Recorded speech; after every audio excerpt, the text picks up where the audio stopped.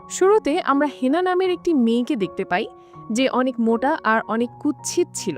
তবে সে জেন নামের অনেক হ্যান্ডসাম একটি ছেলেকে অনেক পছন্দ করে। আর সে সেই ছেলেটিকে প্রপোজ করার দূরের কথা, সেই ছেলেটির সামনে গিয়ে তার সাথে কথাই বলতে পারে না, কারণ সে তো অনেক মোটা আর কুৎসিত ছিল। যদি ছেলেটি তাকে পাত্তা না দেয় তবে সে অনেক লজ্জা পাবে। এই জন্য সে চায় সেই ছেলেটি নিজে তাকে প্রপোজ করুক। কিন্তু এটা কিভাবে সম্ভব? এর জন্য সে একটি ভণ্ড জ্যোতিষী বাবার কাছে এসেছে, যাতে এই জ্যোতিষী কোনো একটা তাবিজ কবজ করে সে জেন নামের ছেলেটিকে তার প্রতি দুর্বল করে দেয়। এখানে জ্যোতিষী তাকে বলেছিল, তুমি গত সপ্তাহে এখানে এসেছিলে, আমি তো তোমাকে বলেছি কোনোভাবেই এই ছেলেটিকে তোমার প্রতি দুর্বল করা সম্ভব না। এরপরও হ্যানা তাকে অনেক রিকোয়েস্ট করে যে দেখুন কিছু করা যায় কিনা, আমি আপনাকে অনেক টাকা দিব। তারপরে জ্যোতিষী হুদাই ভণ্ডামি করে একটা মন্ত্র লিখে দেয় আর বলে প্রত্যেকবার পানি খাওয়ার আগে আর হিসু করতে যাওয়ার আগে এই মন্ত্রটা পড়ে নিতে, তাহলে ওই ছেলেটির মনে তোমার জন্য কোনো কিছু ফিল হতে পারে। জ্যোতিষী হেনাকে সাহায্য করার জন্য হেনা খুশি হয়ে মাথা নিচু করে তাকে ধন্যবাদ জানাতে যায়। কিন্তু এটা করতে গিয়ে সে হঠাৎ নিজের ওজনের কারণে জ্যোতিষীর টেবিলের ওপর পড়ে যায়, আর এই জন্য জ্যোতিষীর মুখে লাল রং লেগে যায় আর তার সবকিছু লণ্ডভণ্ড হয়ে যায়। এর জন্য জ্যোতিষী রেগেমেগে বলে, উফ, তোর দ্বারা কিচ্ছু হবে না। এর পরের দৃশ্যে দেখা যায় হেনা একজন ব্যাকস্টেজ সিঙ্গার। ব্যাকস্টেজ সিঙ্গার মানে হচ্ছে স্টেজে উঠে খুব সুন্দরী কোনো মেয়ে গান গাইবে আর পেছন থেকে পর্দার আড়ালে হেনা তার গানে কণ্ঠ দিবে। সোজা কথায় স্টেজের মেয়েটি শুধুমাত্র ঠোঁট মেলাবে আর হেনা পর্দার আড়াল থেকে গানটা গাইবে। মানে হেনা দেখতে মোটা হলেও তার কণ্ঠ অনেক সুন্দর ছিল। তবে হেনার কোনো বয়ফ্রেন্ড ছিল না, কোনো ছেলে তাকে পাত্তা দিত না, আর এই জন্য সে বিভিন্ন রং নাম্বারে ফোন দিয়ে বিভিন্ন ছেলেদেরকে নিজের কষ্টের কথাগুলো বলতো। আর ছেলেরা ফোনের অপর পাশ থেকে হেনার সুন্দর কণ্ঠ শুনে ভাবত সে না জানি কত সুন্দর একটি মেয়ের সাথে কথা বলছে। যাই হোক, যার ব্যাকস্টেজ সিঙ্গার হিসেবে কাজ করে তার নাম হচ্ছে এমি। সে কোরিয়ার অনেক জনপ্রিয় একজন সেলিব্রিটি ছিল। এমি যে মিউজিক কোম্পানির সাথে কাজ করত, সেই মিউজিক কোম্পানির লোকেরা স্টেজে এমিকে দিয়ে পারফর্ম করাতো আর ব্যাকস্টেজে হেনাকে দিয়ে গান করাতো, কারণ এদের গলা খুব একটা সুন্দর ছিল না। আর এই মিউজিক কোম্পানির মালিকের ছেলে হচ্ছে আর কেউ নয়, সে আমাদের হেনার ক্রাশ জেন। তো আজকে যে এখানে পারফর্ম হচ্ছিল, এখানে পেছন থেকে হেনা গান গাচ্ছিল আর গানটা অনেক রোমান্টিক ছিল। আর তখন স্ক্রিনে হেনা তার ক্রাশ, তার ভালোবাসার মানুষ জেনকে দেখতে পাচ্ছিল। জেনকে দেখে আর রোমান্টিক গান গাইতে গাইতে তার মনে এমনই রং লাগে যে সে ব্যাকস্টেজে জেনকে ফিল করে নাচতে শুরু করে। আর তার ওজন অনেক বেশি হওয়ায় এজন্য সে নাচার সময় সে ব্যাকস্টেজ ভেঙে নিচে পড়ে যায়। এজন্য তার গান গাওয়া বন্ধ হয়ে যায়। আর স্টেজে তখন এমি বিপদে পড়ে যায়, কারণ তার তো গলা সুন্দর না, সে তো গান গাইতে পারবে না। জেন তখন তাড়াতাড়ি করে অ্যাম্পলিফায়ার উল্টোপাল্টা করে ফেলে, যাতে স্পিকার দিয়ে উল্টোপাল্টা সুর বের হয় আর দর্শকরা মনে করে কোথাও একটা সমস্যা হয়েছে। তখনই হেনা নিচ থেকেই মাইক নিয়ে গান গাইতে শুরু করে, যার কারণে আবার সবকিছু ঠিক হয়ে যায় আর শেষ পর্যন্ত কনসার্টটা ভালোভাবেই শেষ হয়। তো কনসার্টটা শেষ হওয়ার পর সবাই কোম্পানির মালিকের ছেলে জেনকে গুড ফিডব্যাক জানাচ্ছিল। আর তারপর জেন হেনার দিকে এগিয়ে এসে তাকে জড়িয়ে ধরে তাকে ধন্যবাদ জানায়। এরপর জেন তাকে জিজ্ঞেস করে, তুমি কি ঠিক আছো? ব্যথা পাওনি তো? হেনা তখন হাসি মুখে বলে, হ্যাঁ, আমি একদম ঠিক আছে। জেন তার সাথে এমন সুন্দর ব্যবহার করার জন্য হেনা অনেক খুশি হয়ে যায়, কারণ এই প্রথমবার তার পছন্দের মানুষ জেন তাকে জড়িয়ে ধরেছে এবং সে তার সাথে এত সুন্দর করে কথা বলেছে। কিন্তু এই ব্যাপারটির জন্য এমি নামের যে মেয়েটি ছিল সে অনেক রেগে যায়, কারণ এমির জেনের সাথে প্রেমের সম্পর্ক ছিল। তারপর এমি হেনার কাছে গিয়ে জিজ্ঞেস করে, তুমি কিনা স্টেজের পেছন থেকে লাফালাফি শুরু করেছিলে, স্টেজ ভেঙে ফেলেছো নাকি? তোমার ওজনটা এত বেশি, এটা কি ভুলে যাও? এখানে এমি তাকে অনেক ইনসাল্ট করে কথা বলছিল, কারণ জেন তাকে জড়িয়ে ধরার জন্য সে হেনার উপরে অনেক রেগে গিয়েছে আর হেনার মোটা শরীর নিয়ে তাকে খোঁচা মেরে কথা বলছে। এরপর দেখা যায় হেনা তার বান্ধবী লিনার সাথে গল্প করছে, আর লিনা একজন স্ট্রিট ম্যাজিশিয়ান, মানে রাস্তায় যে ম্যাজিক দেখিয়ে টাকা কামায় সেরকম আর কে। তো এখানে হেনা তার বান্ধবীকে বলছিল, জেন মনে হয় আমাকে একটু একটু পছন্দ করে, কালকে সে আমাকে জড়িয়ে ধরে ধন্যবাদ জানিয়েছে আর সে সবসময় আমার সাথে অনেক সুন্দর করে কথা বলে। তখন হেনার বান্ধবী লিনা তাকে বলে, আচ্ছা, তুমি কি ভালোবাসা মানে কি বোঝো? একটা ছেলে তোমার সাথে সুন্দর করে কথা বলো মানেই এই না যে সে তোমার প্রেমে দিওয়ানা হয়ে গেছে। সে ভদ্রতা করেও তোমার সাথে ভালো করে কথা বলতে পারে, হতে পারে সে সবার সাথেই ভালো করে কথা বলে। আর ছেলেদের পছন্দের লিস্টে সবসময় থাকে সুন্দরী মেয়েরা। তোমার মতো মেয়েরা কখনোই ছেলেদের আকর্ষণের কেন্দ্রবিন্দু হতে পারে না। এসব শুনে হেনার অনেক মন খারাপ হয়ে যায়। আর তখন সে ফ্ল্যাশব্যাকে তার কিছুদিন আগের একটা দৃশ্য দেখতে পায়। দেখা যায় সে কিছুদিন আগে রং নাম্বার একটা প্রেম করে তার সাথে দেখা করতে গিয়েছিল। কিন্তু সে যখন ছেলেটির সাথে দেখা করেছিল তখন ছেলেটি তাকে দেখে অপছন্দ করেছিল, কারণ সে ছেলেটি ফোনে তার সুন্দর কণ্ঠ শুনে ধরেই নিয়েছিল হেনা অনেক সুন্দরী হবে। এটা মাথায় নিয়ে সে হেনার সাথে দেখা করতে এসেছিল। কিন্তু হেনার সাথে দেখা করতে এসে সে টাসকি খেয়ে যায়, কারণ সে হেনাকে যেমন ভেবেছিল হেনা ঠিক তার উল্টো ছিল। এই জন্য সে হেনার সাথে ব্রেকআপ করে সেখান থেকে চলে গিয়েছিল। এরপর বাসায় এসে হেনার অনেক মন খারাপ ছিল। সে নিজের মোটা শরীর নিয়ে অনেক চিন্তিত ছিল, কারণ সে মোটার জন্য কেউ তাকে পছন্দ করছিল না। এই জন্য সে তখন ঠিক করেছিল তাকে যেভাবেই হোক তার ওজন কমিয়ে তাকে স্লিম হতে হবে। এই জন্য সে নিজের খাওয়া দাওয়া অফ করে দিয়েছিল, যাতে সে নিজের ওজন কমাতে পারে। আর সে ওজন কমানোর অনেকগুলো ঔষধ একসাথে খেয়ে নেয়, যাতে তাড়াতাড়ি তার ওজন কমে যায়। কিন্তু এতে যেটা হয় সেটা হচ্ছে এটার কারণে সে অনেক অসুস্থ হয়ে যায়। এজন্য হেনাকে হসপিটালে নেয়ার জন্য তার বাসার সামনে অ্যাম্বুলেন্স নিয়ে আসা হয়। কিন্তু এখানে আবার আরেক সমস্যা হয়ে যায়। হেনার ওজন এত বেশি ছিল যে তাকে অ্যাম্বুলেন্সের গাড়িতে ওঠানো যাচ্ছিল না। যাই হোক, এরপর আবার স্টোরি বর্তমানে ফিরে আসে, যেখান থেকে হেনা তার অতীতগুলো মনে করছিল। তারপর সে তার বান্ধবীর সাথে একটা শপিং মলের সামনে দাঁড়িয়েছিল, আর এখানে হেনা অনেক সুন্দর একটা ড্রেসের দিকে তাকিয়ে থাকে আর নিজের মনে মনে ভাবে এত সুন্দর ড্রেসটি যদি সে পরতে পারত। কিন্তু পরক্ষণে সে নিজের শরীরের দিকে তাকায়, তখন সে নিজের কাছে অনেক লজ্জা পেয়ে যায়। এরপর সে নিজের বান্ধবীদের সাথে একসাথে নিজেদের শরীরে একটা ট্যাটু করে। আর ট্যাটু করার কারণ হচ্ছে এটা কোনো সাধারণ ট্যাটু নয়, এটা হচ্ছে একটা বিশেষ চিহ্ন। কোরিয়ানরা মনে করে এই চিহ্নটা হচ্ছে একটা শুভ কিছু হওয়ার লক্ষণ। তারপর দিন সে যখন পারফর্ম করতে গিয়েছিল তখন জেন তাদের বোঝাচ্ছিল যে কিভাবে গানের প্র্যাকটিস করতে হবে। আর এরপর যখন হেনা রিহার্সাল করে তখন জেনের এটা অনেক পছন্দ হয়। এরপর সে নিজের গাড়ি করে হেনাকে নিজের বাসায় পৌঁছে দিচ্ছিল। এখানে সে হেনাকে বলে, দেখো, সবাই ভালো করে পারফর্ম করার ট্রাই করে, কিন্তু সবার মধ্যে সব ট্যালেন্ট থাকে না। কিন্তু তোমার মধ্যে সেই ট্যালেন্ট রয়েছে, তোমাকে সেই ট্যালেন্টের যত্ন নিতে হবে এবং আরও ভালো কাজ করতে হবে। চিন্তা করো না, তোমার ফিউচার অনেক ব্রাইট হবে। Best of luck. আর শোনো, কালকে আমার জন্মদিন, এজন্য আমার অফিসে পার্টি হবে, সেখানে তোমাকে অবশ্যই আসতে হবে। তো জেনের জন্মদিনের পার্টিতে ইনভাইট পেয়ে আমাদের হেনা অনেক খুশি হয়ে যায়। এখানে আরেকটা বিষয় একটু মনে রাখবেন, জেন কিন্তু শুধুমাত্র তার কাজের খাতিরে হেনার সাথে অনেক ভালো ব্যবহার করে, আর হেনা ভাবছে জেন তাকে একটু একটু পছন্দ করে। পরের দৃশ্যে আমরা হেনাকে দেখি সে তার অসুস্থ বাবার সাথে দেখা করতে হসপিটালে গিয়েছে। আসলে হেনার বাবা খুবই অসুস্থ ছিল, আর আজকে হেনা অনেক খুশি ছিল, কারণ সে জেনের জন্মদিনের পার্টিতে যাওয়ার ইনভাইট পেয়েছে। এজন্য সে নিজের বাবাকে জড়িয়ে ধরে। পরের দিন সকালে সে যখন জেনের জন্মদিনের পার্টিতে যাওয়ার জন্য রেডি হচ্ছে তখন হেনার বাড়িতে একটা পার্সেল আসে, যেটা কিনা তার কাছে জেন পাঠিয়েছে। আর সে সেই বক্সটি খুললে দেখতে পায় সেটার মধ্যে লাল রঙের অনেক সুন্দর একটি ড্রেস রয়েছে।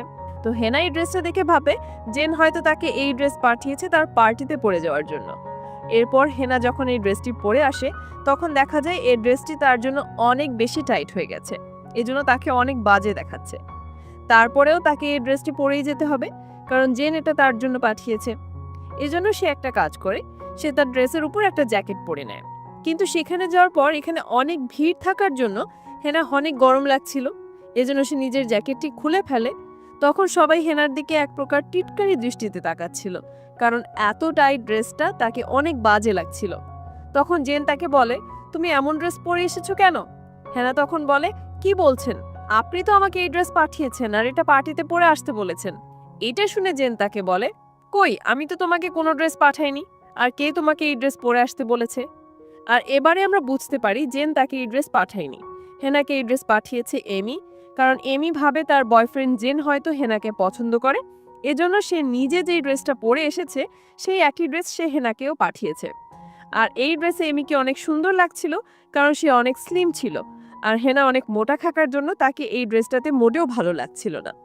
আর এমি জেনকে আর বাকি সবাইকে এটাই দেখাতে চেয়েছিল যে একই ড্রেসে তাকে কত সুন্দর লাগছে আর হেনাকে কত বাজে লাগছে, যাতে জেন হেনাকে আর এমিকে কম্পেয়ার করতে পারে। কারণ এমি হেনাকে অনেক জেলাস করত, আর এই ঘটনার জন্য হেনা অনেক মন খারাপ করে, সে প্রায় কান্না করে দেয়। এরপর সে সবার সামনে না কেঁদে বাথরুমে যেয়ে একা একা কাঁদছিল। পাশের আরেকটি বাথরুমে জেন আর ইমি কথা বলছিল। জেন এমিকে বলছিল, তুমি কিভাবে মনে করো আমি ওইরকম একটা মোটা মেয়েকে পছন্দ করতে পারি? আর তোমার কি ওর সাথে নিজের কম্পেয়ার করার সাজে? তোমার কি ওকে দেখে জেলাস করার মতো কিছু আছে? যে তোমার পায়ের নখেরও দ্রব্য না, তাকে নিয়ে তুমি জেলাস করো? জেনেরই কথাগুলো হেনা পাশের বাথরুম থেকে শুনছিল। জেন এখানে এমিকে মানে তার গার্লফ্রেন্ডকে খুশি করার জন্য আরও বলছিল, আমার কোনোদিন ওইরকম একটা কুৎসিত মেয়ের প্রতি ফিলিংস আসবে না। আমি ওর সাথে ভালো করে কথা বলি আর ওকে আমাদের মিউজিক কোম্পানিতে রেখেছি শুধুমাত্র ওকে দিয়ে টাকা কামানোর জন্য। এর বাইরে ওইরকম একটা মেয়েকে আমার দরকার নেই। আর জেনেরই সব কথা শুনে হেনা তার জীবনের সবচেয়ে বড় কষ্টটা পায়। এই জন্য সে বাসায় যেয়ে সুইসাইড করার সিদ্ধান্ত নেয়, কারণ জেনের অত বড় বড় কথা তার পক্ষে হজম করা সম্ভব নয়। কিন্তু যখন সে সুইসাইড করতে যাবে তখনই তার ফোনে একজনের কল আসে। ওই যে বলেছিলাম হেনা তার মনের দুঃখগুলো শেয়ার করার জন্য রং নাম্বারে কল করে নিজের কষ্টের কথাগুলো বলতো, আর এখন সেই ছেলেগুলোর মধ্যে একজন তাকে ফোন করেছে। আর এখন যে তাকে ফোন করেছে সে একজন প্লাস্টিক সার্জারি ডক্টর ছিল।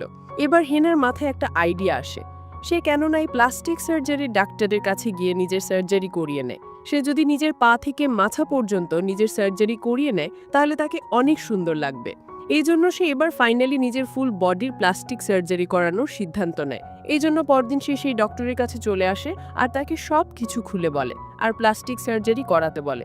ডক্টর তখন বলে, না এটা করা যাবে না, কারণ এটা করতে অনেক অনেক টাকা লাগবে। আর তাছাড়া ফুল বডি সার্জারি এটা অনেক যন্ত্রণার, এটা করাতে গিয়ে তোমার মৃত্যু হওয়ারও চান্স আছে।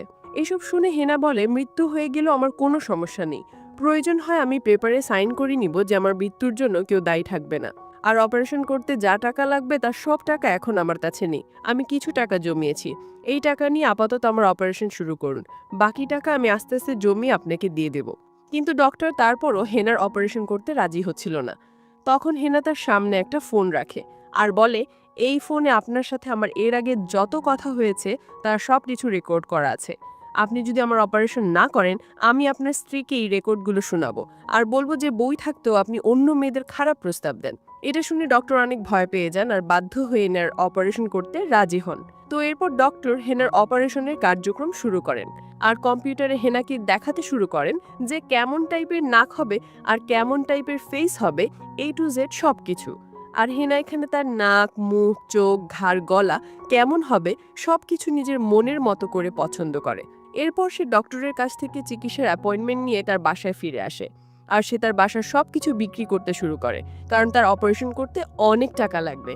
যেহেতু প্রায় 12 মাস ধরে তার অপারেশন চলবে, এই জন্য সে তার পোষা কুকুরটিকেও জেনের বাড়ির সামনে ছেড়ে যায়, কারণ তাকে 1 বছর হসপিটালে থাকতে হবে। সে তার কুকুরটির কোনো দেখাশোনা করতে পারবে না, এই জন্য সে তার কুকুরটিকে জেনের বাসার সামনে ছেড়ে যাচ্ছে, কারণ হচ্ছে যেন জেন তার যত্ন নিতে পারে। তার পোষা কুকুরটিকে সে অনেক ভালোবাসতো, এই জন্য তাকে ছেড়ে যেতে তার অনেক কষ্ট হচ্ছিল। এর কিছুদিন পর হসপিটালে হেনার ফুল বডি প্লাস্টিক সার্জারির অপারেশন শুরু করা হয় আর সে নিজের শহর থেকে কাউকে কিছু না জানিয়ে হসপিটালে চলে এসেছে।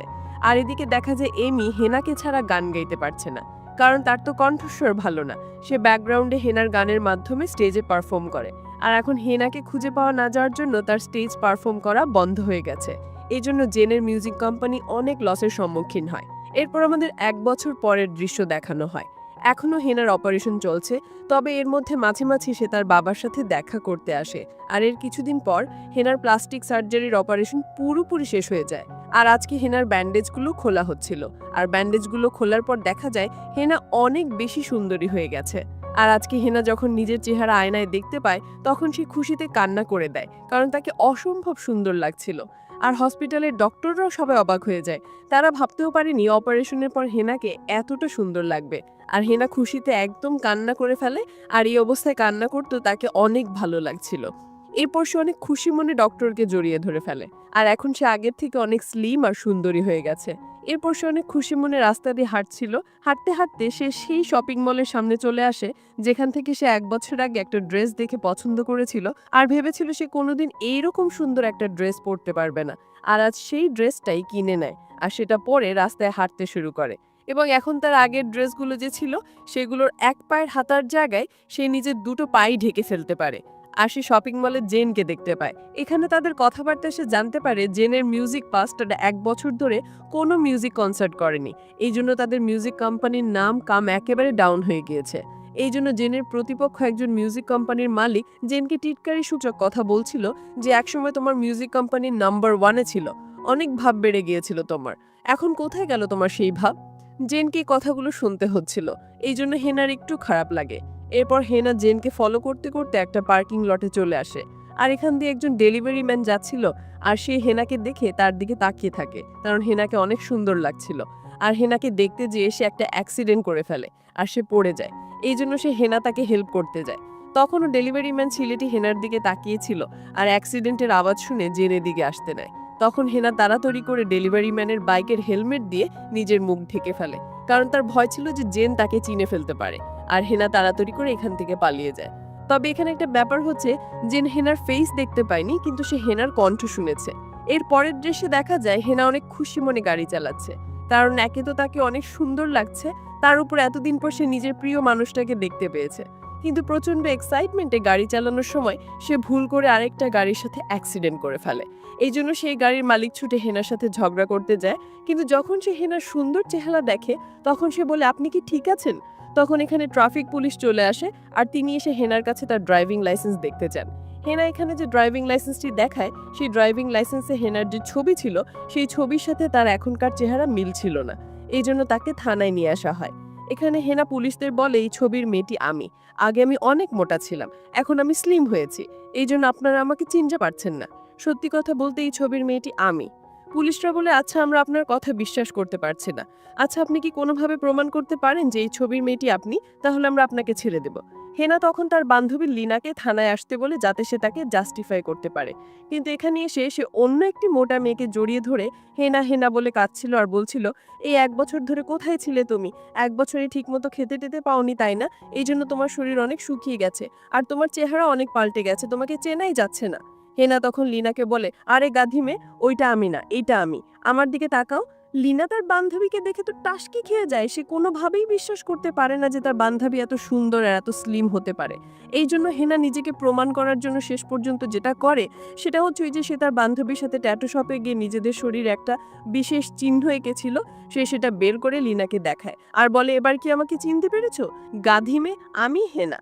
আর এবার হেনার বান্ধবী বড় ধরনের একটা ঝটকা খায়, আর তার বান্ধবীকে চিনতে পারে। আর এরপর সে হেনাকে পুলিশের হাত থেকে বাঁচিয়ে তার সাথে নিয়ে যায়। এরপর দেখা যায় হেনা আর তার বান্ধবী লিনা একটা রেস্টুরেন্টে গিয়েছে।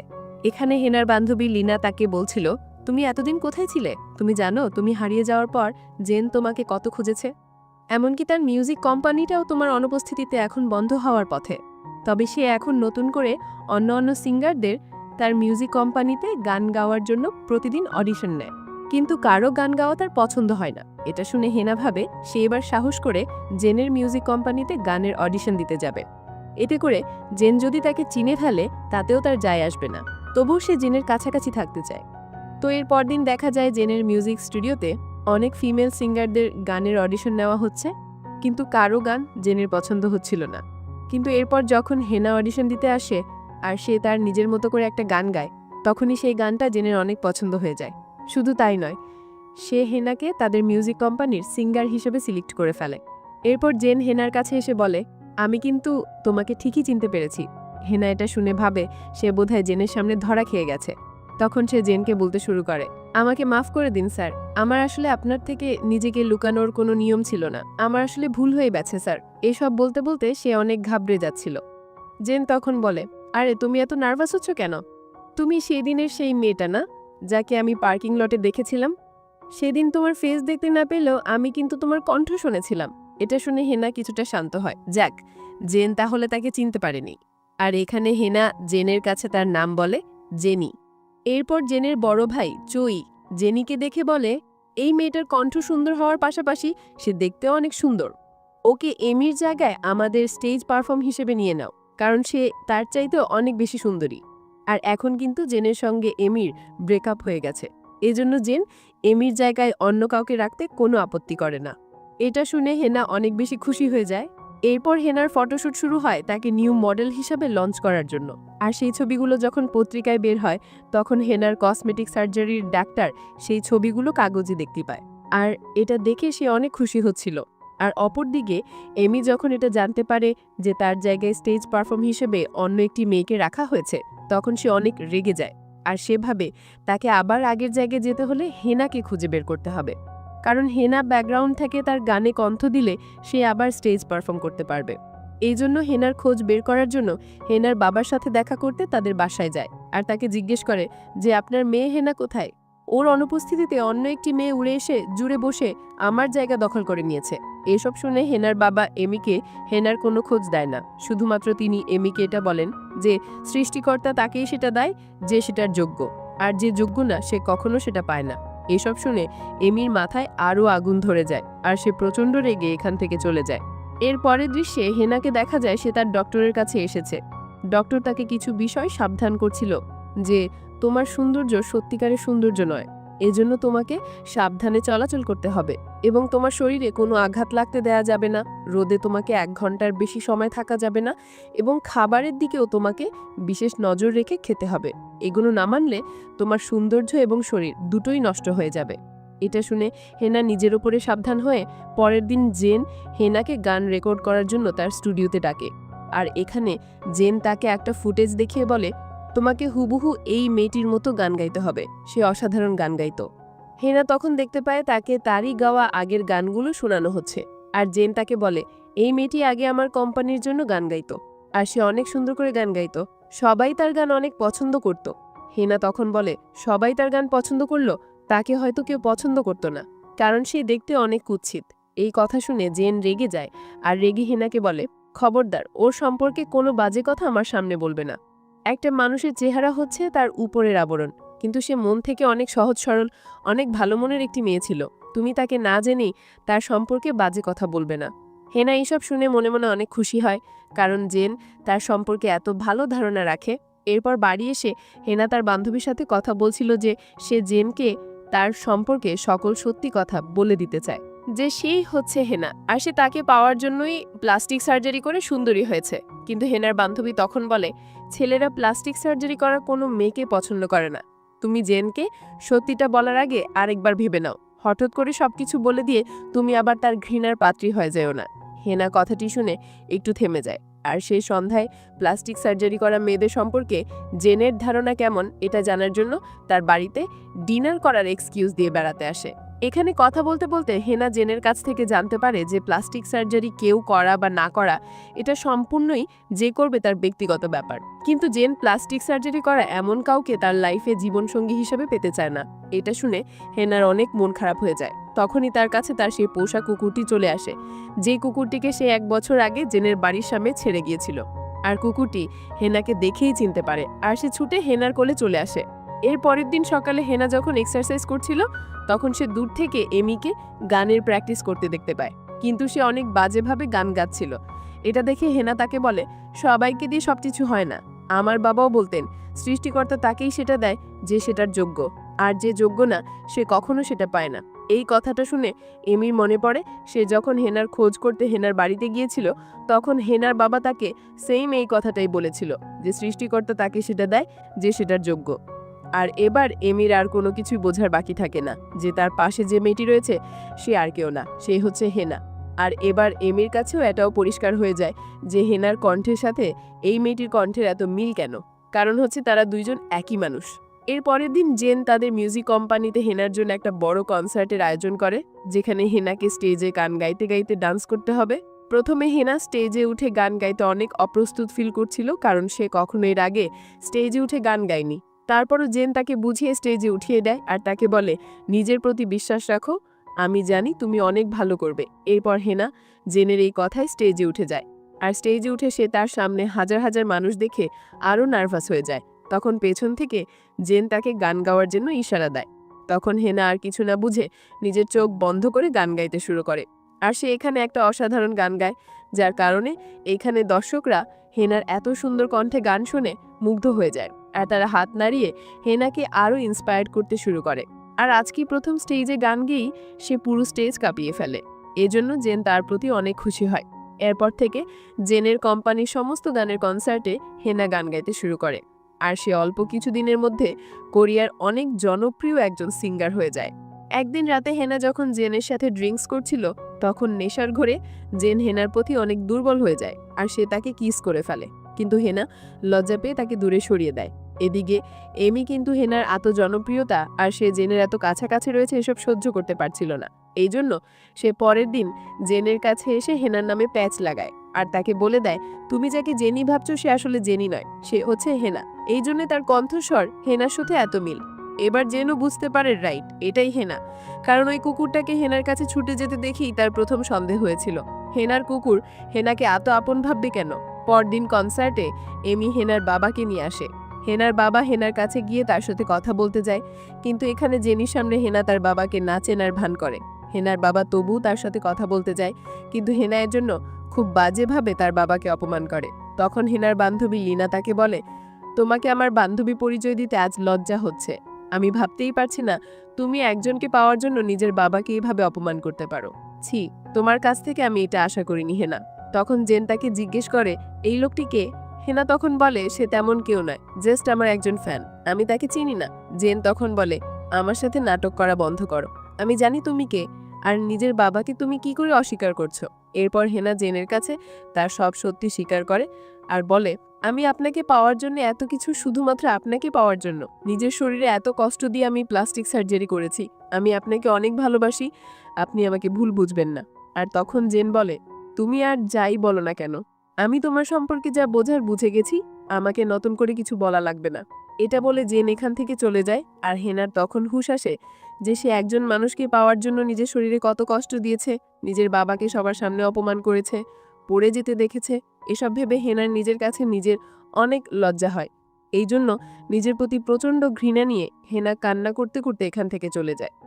এর পরের দিন জেনে টিমের সবাই বলছিল হেনাকে তাদের মিউজিক কোম্পানি থেকে বাদ দেওয়া হোক, কারণ সবাই যদি জানতে পারে যে তারা কোনো প্লাস্টিক সার্জারি সুন্দরী মেয়ে দিয়ে কনসার্ট করাচ্ছে, তাহলে তাদের মিউজিক কোম্পানির নামে বদনাম ঝরাতে পারে।